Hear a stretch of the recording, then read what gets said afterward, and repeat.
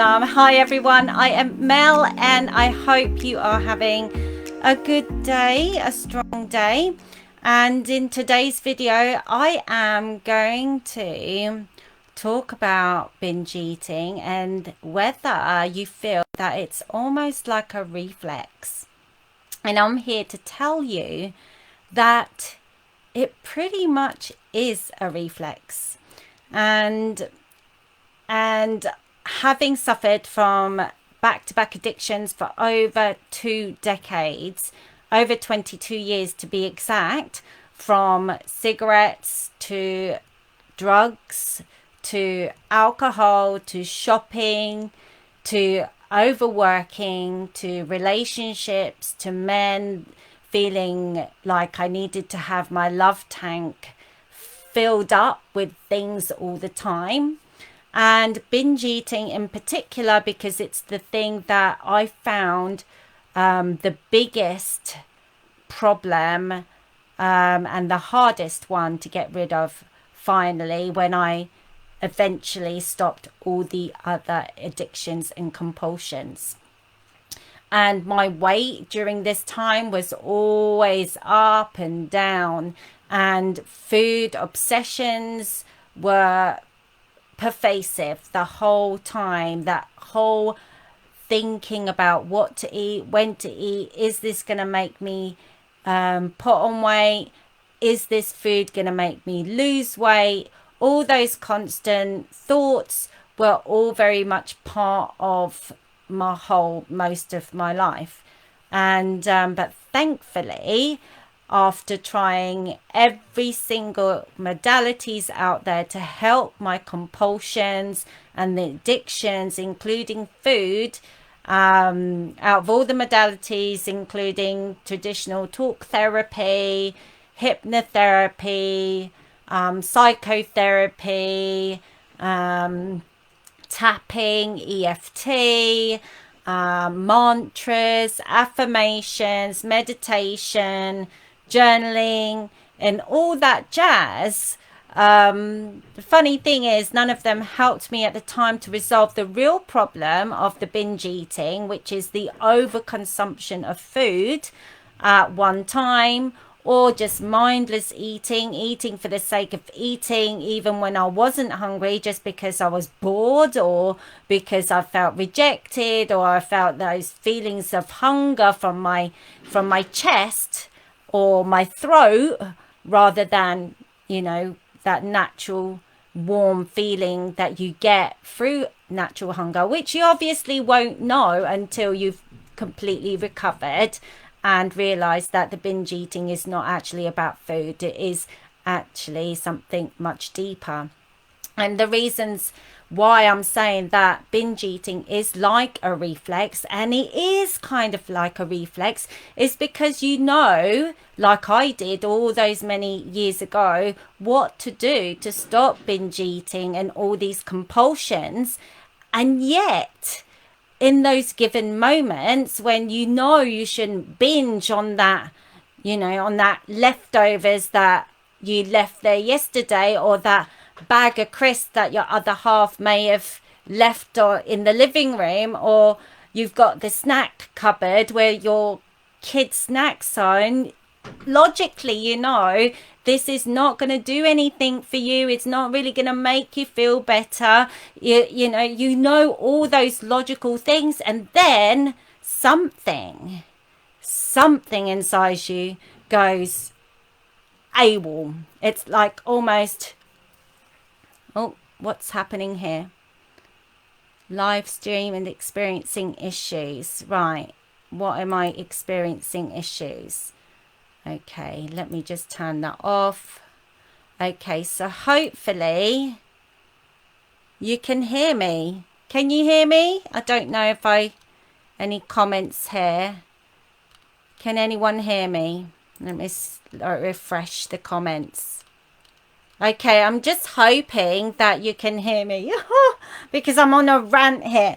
I'm on a roll. So at that moment when you you know logically you shouldn't go for the food, but there's something inside you, can't pinpoint what it is, just caves in. I know this because I've been there. I've been there where those compulsions just overtake you, like as if you've been hijacked, or you've had this, I don't know, like an alien has like invaded your body, or some sort of poltergeist of like taken over your body, and it's no longer you in control anymore. There's something else controlling you.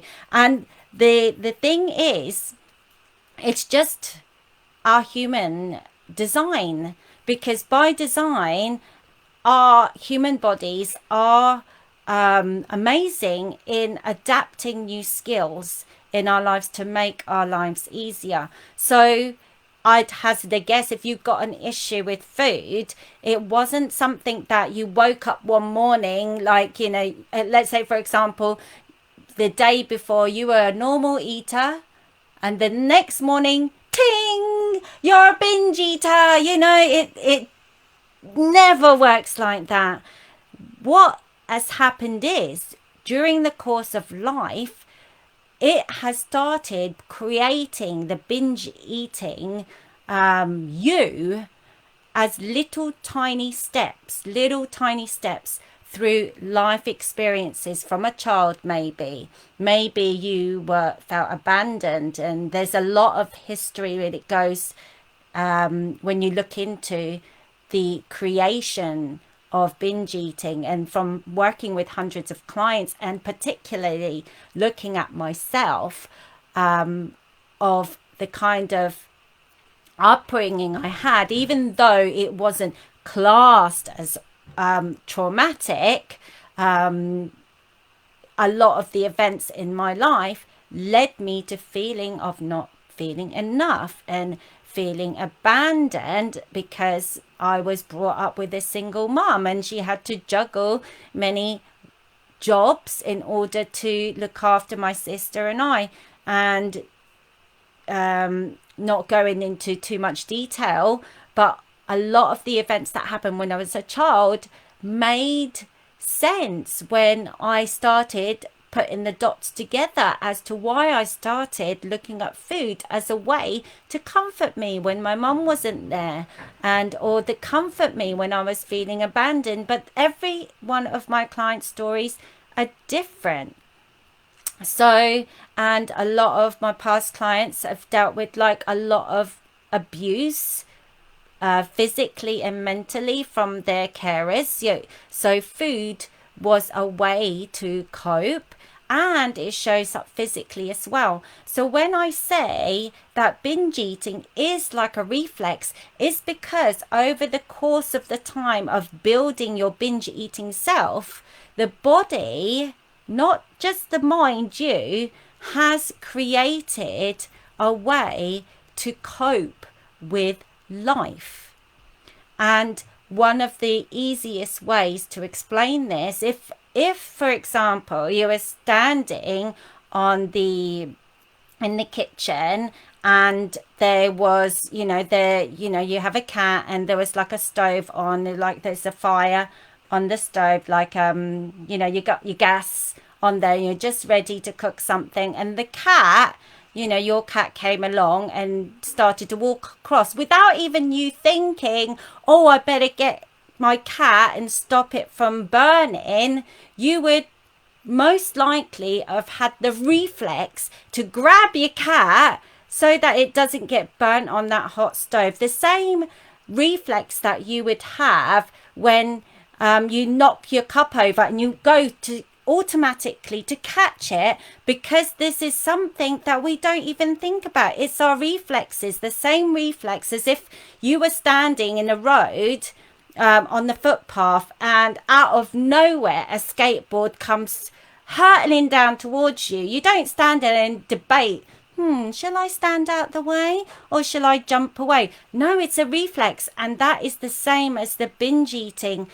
And this is what I keep saying time and time again. It's like when people try to address binge eating with the traditional modalities, they're not resolving the actual problem. And the problem It's more than this logical thinking. It's more than the meal plans and the diets and the, the affirmations and things. It goes way underneath. And sometimes, actually, when I say sometimes, most often we don't even have a clue where the root is, where the cause lies. And this is why I'm got to be careful what I say here, because I don't get me wrong, I do not say other modalities are wrong. I'm just saying that if you have tried all of them, I hazard a guess it's because even if you've talked about your childhood trauma time and time again, spent hours, weeks, months and years with a therapist, and you feel like you're going around and around a circle, it's because you're not going to the root of the problem, and sometimes you cannot think about it. And I had a client just finished working with a client, and one of the things that we do as part of my rapid recovery transformational therapy that I help my client to recover from years and decades of binge eating is to connect to that part, to find the root cause of that binge eating. And sometimes it's not even logical. The body holds the answer, just the same as how it knows how to jump out the way from that hurtling skateboard. It knows to grab your cat if it's gonna burn. It knows all those reflexes. And that same part is what we connect during my session. We go to the part that drives the binge eating, So sometimes we don't even use words in the session. I don't hypnotize people, I don't do it to them. I help my clients connect to that part, and it's not this woo-woo stuff, you see traditional hypnosis. You go down the stairs, I'll count 5, 4, 3, 2, 1, imagine the sunset and you're feeling relaxed. It's nothing like that. We have a normal conversation, and in the conversation, as a natural phenomenon, my clients go to that part that drives the binge eating, and they find the answers. And sometimes there's no words, because sometimes logically and the conscious mind don't even understand. And what happens is my client resolved her problems through tingling of her body. It's friggin' nuts. I love it, love it, love it, because the body is always trying to communicate to us. And sometimes it would be just tingling of the body and the problem disappears. Do I know what that tingle means? No. Does the client knows what that tingle means? Yes, she does, because it's happening to her body. I asked, what is the tingling got to do with resolving your problem? And then my client would tell me, this is what is happening, because it relates to them. Everyone is different. So yes, your binge eating is a reflex. Can you stop a reflex from happening? For example, riding a bike is a reflex, because you don't have to learn how to ride a bike. Can you stop learning how to ride a bike? It'll be difficult unless you purposely do it. You cannot unlearn the reflex. The only way that you can connect to that part is to go to that part of the brain, to your body that is got all these answers. So anyway, if it's your first time meeting me, I'm really excited. I get really excited when I talk about the therapy that I use to help people recover rapidly from years and decades of binge eating, because I have been there. And the funny thing is, when you recover from it, you don't just recover from the eating, you recover from everything else that is associated to it. Like I spoke about in yesterday's video, go and look at that video, because I talk about all the other things that binge eating affects. It's not just the eating, it's the relationships, it's the tiredness, your body and everything like that. So go in that video and you'll be amazed. You have a look at a satellite view of your body and see how this binge eating is affecting every aspect. And for one of the things that is really the paradox of recovery from binge eating, you actually don't have to even think about dieting ever again. I've been the healthiest, like body size and health I've ever been in my life because of not the binge eating. And I've been both sides of the scale. So I've been the super skinny anorexic, super sick, and super larger size as the bigger end when I was binge eating continuously. That constant obsession with calories, both sides. Never my weight fluctuated more than blooming Oprah Winfrey and can't even say that word. Oprah Winfrey and Jessica Simpson. I was like that all the time.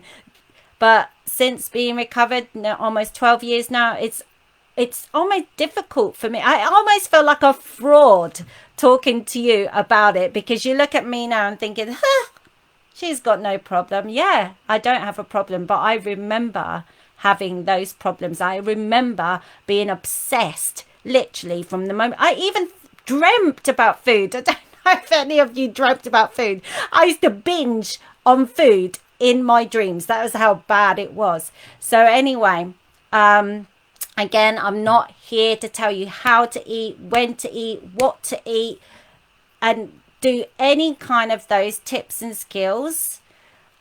Because I know the success to your recovery lies within. And my job here and my passion for me here is to start those cogs working in your mind, because I 100%, from my personal experience and from the hundreds of clients that I've helped successfully recover just like that, it's in here that you're going to find permanent recovery and the most easiest and enjoyable way to recovery. So until next time, I hope that this video has set some seeds growing in your mind. And if you have any questions, you can personal message me anytime. And if you want to have a free screening call and find out a bit more about the rapid recovery, just click on my banner or my bio, whichever platform that you're hearing this video on. So until next time, keep strong. Bye bye.